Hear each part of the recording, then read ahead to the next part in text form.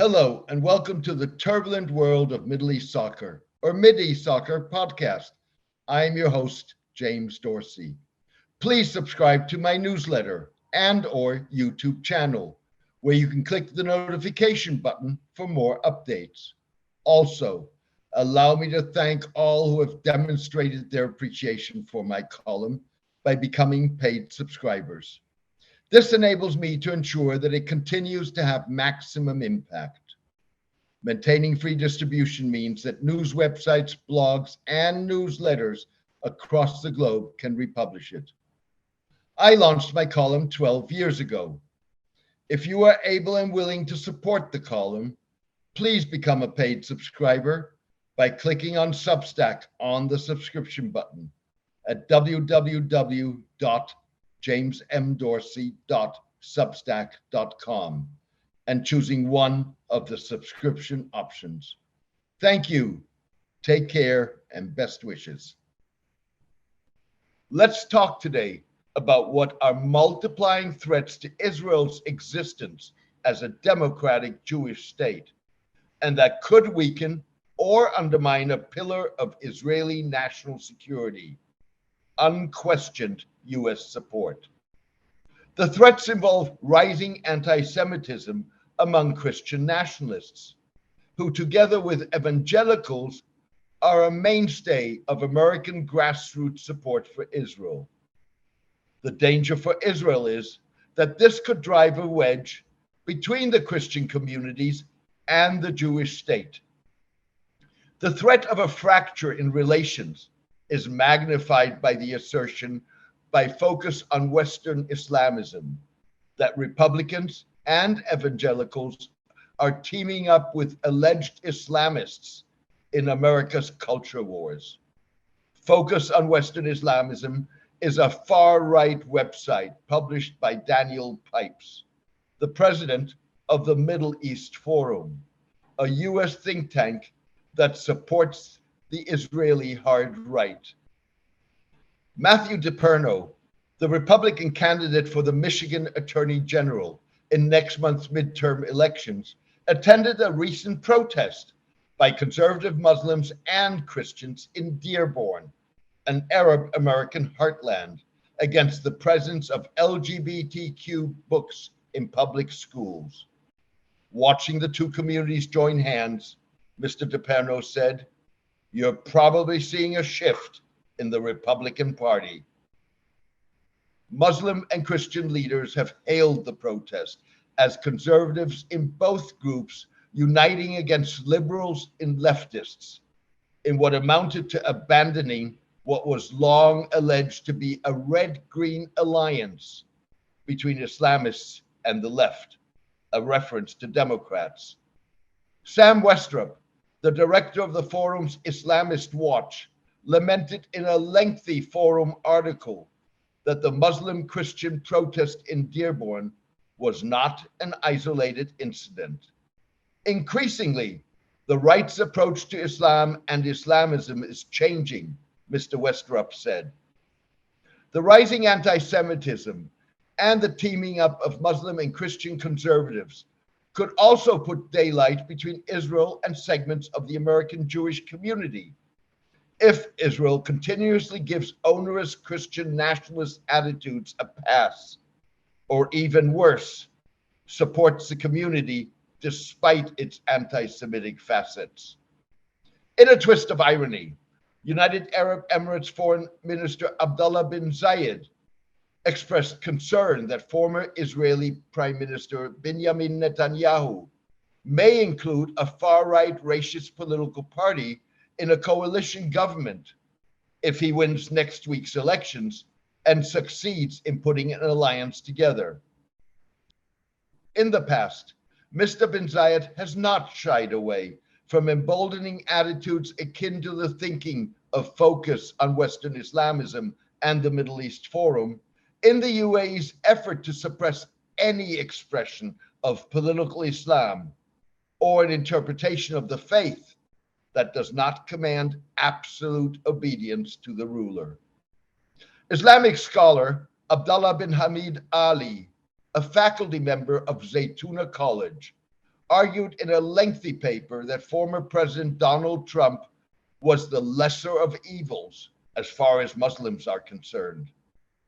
The California-based college's president, Hamza Yusuf, is a prominent American Muslim leader and scholar, a member of the UAE's Supreme Fatwa Council, and one of the main propagators of the Emirates' autocratic form of moderate Islam. Controversially, Mr. Yusuf was a member of the Trump administration's Commission on Unalienable Rights. Mr. Westra points not only to UAE-backed Muslim conservatives, without mentioning their Emirati connections, but also to Qatar, which he describes as an Islamist government that funds the American right.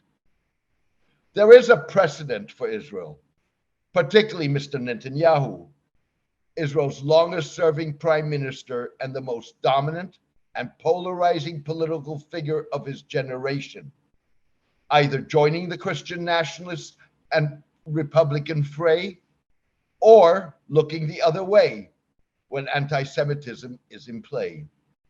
The former prime minister had no compunction about acting hand in hand with the American right and Hungarian Prime Minister Viktor Orban, campaigning with anti-Semitic overtones against Hungarian-born American Jewish billionaire and philanthropist George Soros, a Holocaust survivor, because of his liberal or leftist leanings.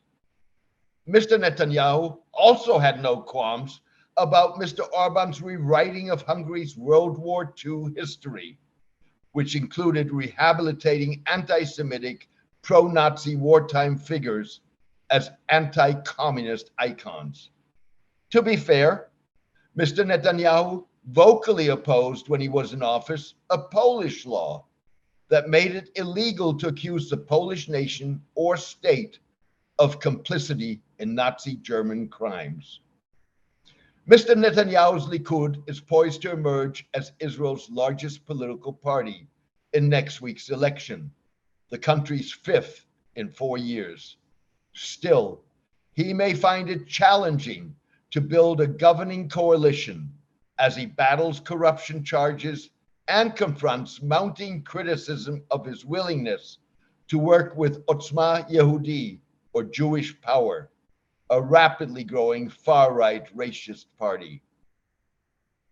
Mr. Netanyahu's willingness to opportunistically back a tainted attack on someone of Jewish descent because of a political disagreement raises tantalizing questions about how, if he makes a successful comeback, he will deal with, for example, Sweden's new government that a party with roots in neo-Nazism supports. The Sweden Democrats, who helped the new conservative government secure a majority in parliament without being rewarded with cabinet representation, have insisted that the party has put its past behind it. But earlier this month, Rebecca Fallenkvist, the 26-year-old head of the party's television programming, called Anne Frank immoral and horniness itself in an Instagram post that was later deleted. Mrs. Frank was an acclaimed Dutch Jewess who documented in a diary life in hiding under Nazi persecution until the Germans killed her in 1944. Days later, Mrs. Fallenkvist celebrated her party's electoral success in Swedish with the words Helgseger, which means weekend victory, but sounds a lot like Sieg Heil, the Nazi greeting. The party quickly moved Mrs. Fallenkvist from her publicly visible job to its administrative office in Parliament that is likely to play a role in the mechanics of the Sweden Democrats' parliamentary support for the new conservative government. Israel's reluctance to firmly confront Christian nationalism for the anti-Semitic attitudes of some of its most prominent proponents casts a shadow over its battle against the racist anti-Jewish attitude, a foreign policy priority. To be sure, Israel's ambassador to Sweden, Tzvi Nevo Kuhlman, condemned Mrs. Fallenquist's remarks. He warned that unfortunately there are many more bad weeds that must be uprooted. It was unclear if he was referring to the Sweden Democrats or anti-Semitism in general. Nevertheless, the Israeli reluctance takes on added significance given that Christian nationalism is no longer a fringe movement within the Republican Party. On the contrary, a recent poll suggested that a majority of Republicans believe that the United States should break with its constitutionally mandated secularism to declare itself a Christian nation. The Republicans' Christian nationalist sentiment contrasts starkly with other results of the poll that show that more than 60% of Americans favor religious pluralism and oppose the United States identifying itself as a Christian nation. The problem for Israel is that its identity as a Jewish state means it is not fundamentally opposed to a state defining itself in religious terms. Israel's problem is the anti-Semitism of many proponents of Christian nationalism, even if the trend's discriminatory attitude is akin to Israeli policy towards the Palestinians. In addition, Christian nationalists are likely to be prominent in the next US Congress, irrespective of whether Republicans win a majority in next month's midterm elections. One Israeli litmus test may be what happens if Christian nationalists are flagged in a proposed joint Israeli-European project that would monitor anti-Semitism on social networks as part of a global coalition against anti-Semitism. We are not necessarily speaking about a structured coalition with defined criteria and a legal framework. We would rather unite all interested parties in a looser coalition committed to the same values of battling anti-Semitism in all its forms, said Shuli Davidovich, the head of the Israeli Foreign Minister's Bureau for World Jewish Affairs and World Religions. Even so, Israel may find it increasingly difficult to reconcile the Jewish state's raison d'etre as the protector of Jews and a safe haven with giving a pass to a Republican Party that tolerates anti-Semitic expression. Thank you for joining me today. I hope you enjoyed the podcast. Also, thank you to all who have demonstrated their appreciation for my column by becoming paid subscribers. This allows me to ensure that it continues to have maximum impact. Maintaining free distribution means that news websites, blogs, and newsletters across the globe can republish it. I launched my column 12 years ago. If you are able and willing to support the column, please become a paid subscriber by clicking on Substack on the subscription button at www.jamesmdorsey.substack.com and choosing one of the subscription options. Please join me for my next podcast in the coming days. Thank you. Take care and best wishes.